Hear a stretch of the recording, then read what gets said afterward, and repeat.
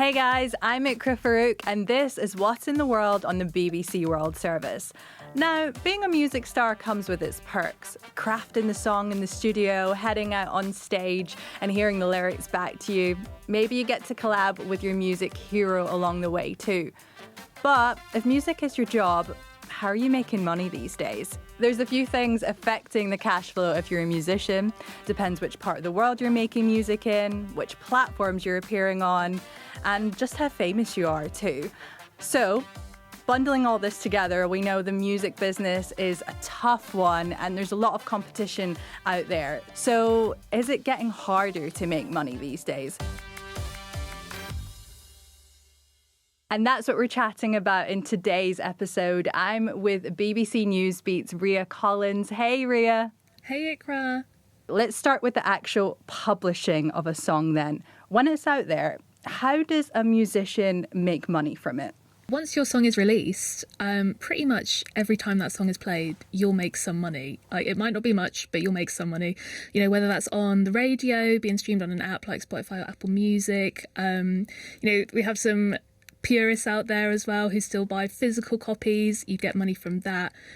Aside from that, you also get paid to perform live, and of course if your song ends up being used by third parties, like say in an advert or a film, they also have to pay you to license your song. Now there is a bit of a catch because not all of that money goes to you. You mentioned publishers, so a lot of artists don't actually fully own the rights to their own songs, so their publishers, i.e. their record labels, will often take a cut of what you make. And we hear this word royalties quite a lot. So how do royalties work? Royalties, that's just basically the word we use to describe what we've just been talking about from all those different streams of income that you might get when your music's played. It's split between like sort of three categories. So you have performance royalties, that is like when your song's played on the radio, but even in like a shopping centre as well, they have to pay. Then you have mechanical royalties, that covers things like streaming and physical sales.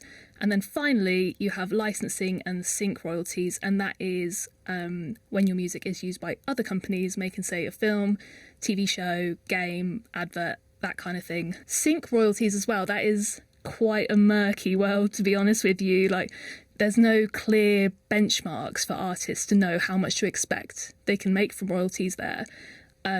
So there was a case actually last year, this band called Heaven 17, they basically called out GTA 6 because they were offered, I think, $22,500 to use one of their songs in the game.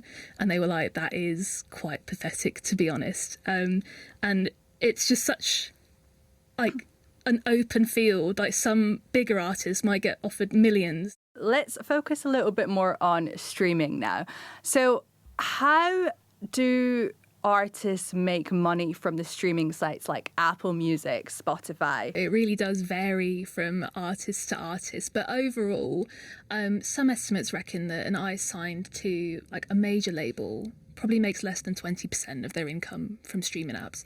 So Spotify is actually set to publish its annual economics report pretty soon, and this will give a breakdown of how much they make and then how much of that is passed on to rights holders. The most recent figures we have is that they paid £10 billion to the music industry, but you'll notice, like, while that sounds a lot, they haven't actually said that they're paying that to artists. They're saying they're paying that to the music industry. And some people have figured out that you need to be streamed about 1,000 times on the app before you might even make 25 cents. So only a minority of artists are making like significant money from streaming. Also, apps like don't often pay out at all if you're like quite a small scale artist. So if you have fewer than, say, 1,000 streams, you might not get any money at all. And again, this is where we need to talk about rights holders, because even say if you are streamed enough to make $100,000 from your music, that then has to be split, right? So labels take a cut, but so do other people who've worked on the song, as well as the lead artist.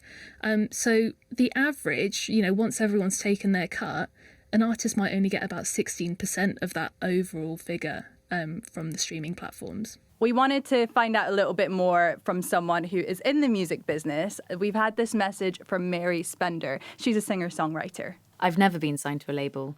But years ago, I was offered a 360 management deal, the kind where the business takes a cut of everything you earn, even income unrelated to your music. So I said, no, thank you, and I walked away. So as an independent artist, I had to figure out how to fund, record, and release my album without any backing. And that meant getting creative. So I use videos to promote my music. On YouTube, I've grown my channel to 750,000 subscribers. That channel has allowed me to build multiple income streams that are all relatively equal in keeping me going. Although I have toured, I can't say it's a huge part of my income. It's instead usually a huge expense. So after spending 5 years on my YouTube channel to fund the album, I recorded and sold 1,000 copies of an acoustic album called Songbook directly through my Shopify store. And that helped me raise the budget for a full studio production. Streaming can work well for some artists, but for most of us, the numbers just don't add up. And one stream pays about a third of a penny. And to put that in perspective, one person buying a CD from my website is equivalent to just over 8,000 Spotify streams. And that's why I kept Super Sexy Heartbreak exclusive to my physical merch store for nearly a year while gradually releasing it to streaming platforms. In the past year or so, the album has earned about £800 from 375,000 Spotify streams, but it cost £25,000 to make. So to break even, I'd need over 9 million streams and double that to earn minimum wage. That's 18 million streams, or I just needed 2,000 people to buy a CD to recoup and make a living. What about when it comes to, obviously, we're all talking about AI at the moment. It seems like when you come to the fraudulent side of things, streaming could probably be affected as well, right? How do we get around that? Yeah, I mean, it has happened, but it is quite rare.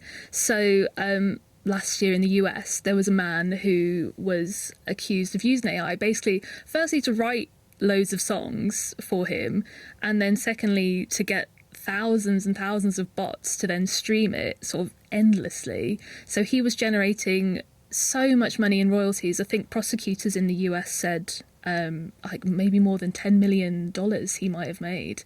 And there was a similar case in Denmark too, where again, sort of basically the same tactics, and he was jailed actually last year, and if convicted, the same could happen to this guy in the US. So it is happening. There seems to be a bit of a crackdown, a bit of greater awareness. And it's not just about Spotify and Apple. Other streaming platforms have been launched, and they say they're fairer to artists too, right? Yeah, but it's a tough one.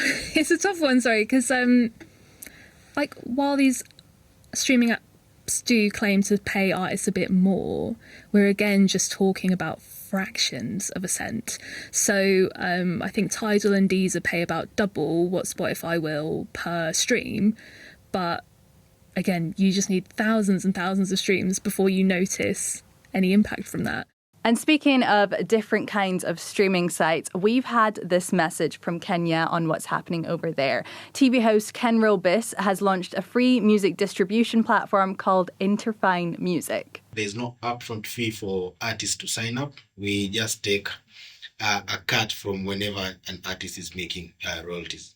Our revenue share is 80-20, where an artist keeps 80% of their royalties and we keep 20% as service fee. So we reached out to Spotify and Apple Music for a comment on the amount artists are paid from streams. They didn't get back to us, but previously Spotify said they pay rights holders directly and it's up to them to pay artists. And of course, it's not just all about the streaming. It's a big part of the music industry now, but there's other ways artists can make money, right? Yeah, absolutely. And, they have to find other ways to diversify. Traditionally, you've obviously got, things like touring and merch and brand deals and partnerships and all that. But you can't really talk about artists and making music these days without also talking about social media, TikTok.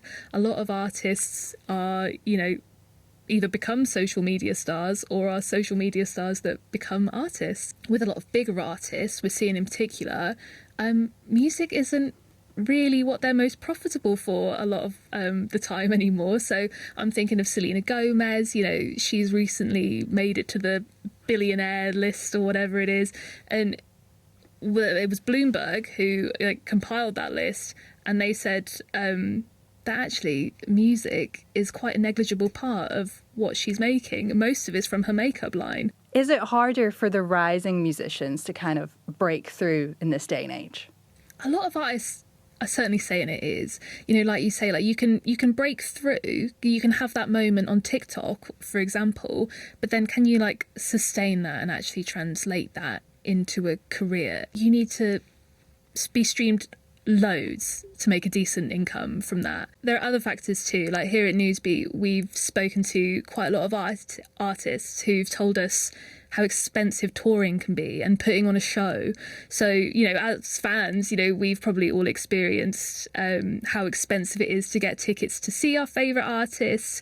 And a lot of them are actually saying, well, they're not making a lot of money from it. We spoke to the Irish country singer Seema fairly recently, and she told us that, you know, every time she performs in the US, she loses money. And that's, you know, the cost of touring, the cost of visas, all that, like, it's all going up. And, you know, compare that to Taylor Swift, who, you know, had a record-breaking tour with her Eras tour, making billions. Thank you so much for coming on, Riyah. Thanks so much for having me, Ikra. And thank you for watching this episode of What's in the World from the BBC World Service. I'm Ikra Farouk, and we will see you next time. Bye.